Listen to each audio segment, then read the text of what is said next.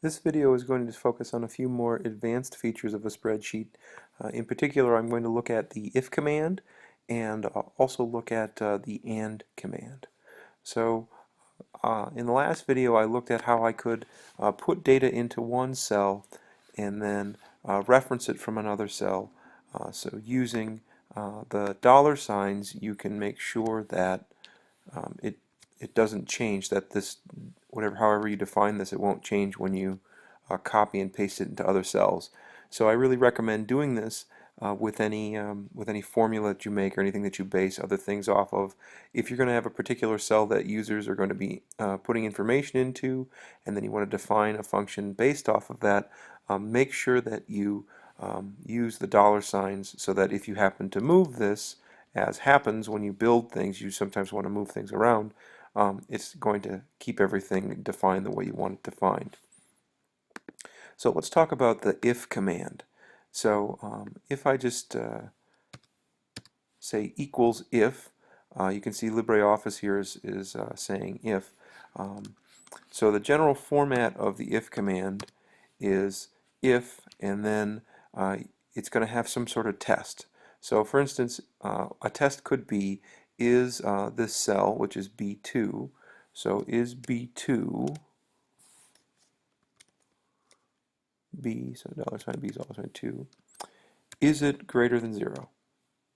And if it's greater than 0, it's going to return true, and otherwise it's going to return false. So right now it's saying true. If I change this to 1, it still says true. If I make it 0, it says false. So on a very basic level, an if can be used to give you a true or false. But you can also make it return things other than true or false. For instance, if you want it to return some sort of text, you could put that text in quotations. So here I have created this where it's going to say, so if B2 is greater than 0, it's going to return text. So 3 is greater than 0. If I put 0 in, you can see it says false. The if command also has an else built into it. So you can see LibreOffice calls this the otherwise value. So if I wanted it to say something else, so let's say if it's greater than 0, let's make it say greater than 0, greater than 0.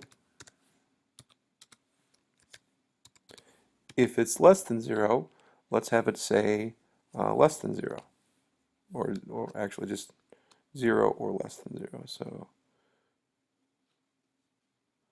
0 or less than 0.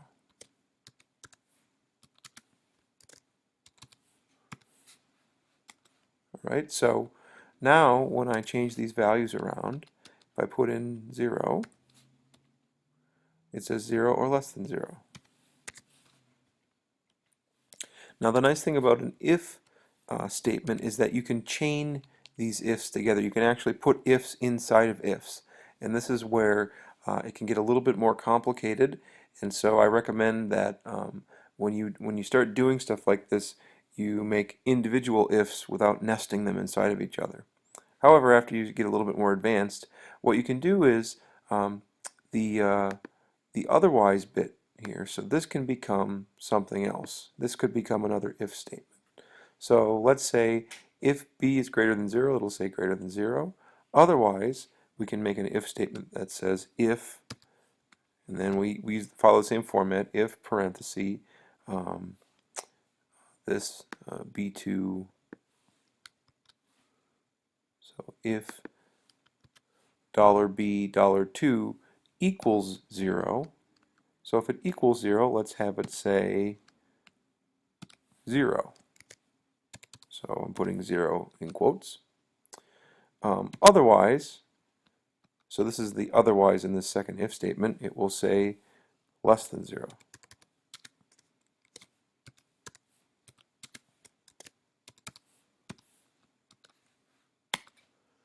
So now I've got an if statement that says if $b $2 greater than 0, it's going to print greater than 0. Then if that isn't evaluated as true, it will go to the otherwise statement, which is another if, and this if says if b2 is equal to 0, return 0. Otherwise, it's going to say less than 0. So it's nice when I have a situation where I can have some very specifically defined states, and then I can make these if statements. So let's try it and see if it works. So I'm going to put 0 in. Great, it said 0. And let me put in -1. All right, less than 0. So that's working. So I've got these if statements working. Now, I've shown you how to put text in. If I wanted this to return a number, I would just have it, let me do this here. So let me define this. Let's say if it's greater than 0, let's multiply it by 2 and return that value. So let's take b2 and let's multiply it by 2. If it's equal to 0, let's just output whatever it is, which is 0. So $B, $2, and then we can leave it saying less than 0. So now we've got this if statement that's doing specific things. Oops. This sometimes happens where it will say true, and what has happened here is that the cell has been defined as a type of cell. So I need to go in and make sure that it's not set as a Boolean value, but actually just set as a number. Okay, so now that should work again. And that happens sometimes when you do this. That if you're setting it up one way, it might accidentally get changed. So you can see that this second cell here is now got different behavior than the first cell. If I put in a positive value, it returns 2 times that value. If I put in 0, it returns 0. And if I return something less than 0, it says less than 0. So this is how you can use if statements to do particular things. For instance, you can have if statements checking to see if let's say I had 2 cells here, both with a number, I could check to see if they're the same number. So I could make an if statement that said if this cell is, so the value of that cell is equal to the value of that cell, then it could return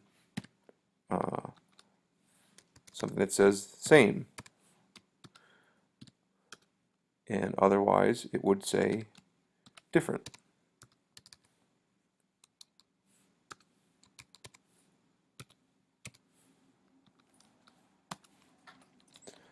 So this will be helpful when you're planning your different sketches for our course, because you're going to be looking to see if the points are the same. You can also have this thing just output nothing. So if you want it just to output blank, all you do is just put double quotes in and then just put nothing between them. So it will return just nothing. So here, if they're different, it's not returning anything now, so it's returning a blank. And this can be really, really helpful. I'll do another video a little later on how you can use this to tally things. So the other thing you can do is sometimes you want multiple conditions to be true. So for instance, let's say that I had 4 cells here, so maybe A2 and A3, maybe that's x1 and y1, and maybe B2, B3, maybe that's x2, y2. And I want to make sure that the user is putting in different things for these numbers. So what I'm going to do is make an if statement, and I'm going to use the AND command. So the AND is simply a command that is going to see if these different logical values are true. And if the logical statements that you put in, if all of them are true, it will do stuff, and if they're not, then it will do something else. So it's kind of like an if. So let's just say if A2 equals B2, and A3 equals B3. So it's going to return a true or false. So if that is true, it will return true, otherwise it will return a false. So what is this saying is if this cell equals that cell and this cell equals that cell, it'll return a true. And in that case, I would have it say points are the same. Points are the same. Otherwise, I'm not going to have this output anything. So I'll have it just put in a blank. So if you read this if statement, it's if, and the first thing it looks at is whether or not this AND condition is true. If it is true, it will say points are the same. Otherwise, it will just output a blank. So right now, you can see the points are different. But if I made this a 3 and I made this a 1, you can see it says points are same. Alright, so those are the basics for using an if and and hopefully you can use that then in making your first sketch creating linear functions from a point.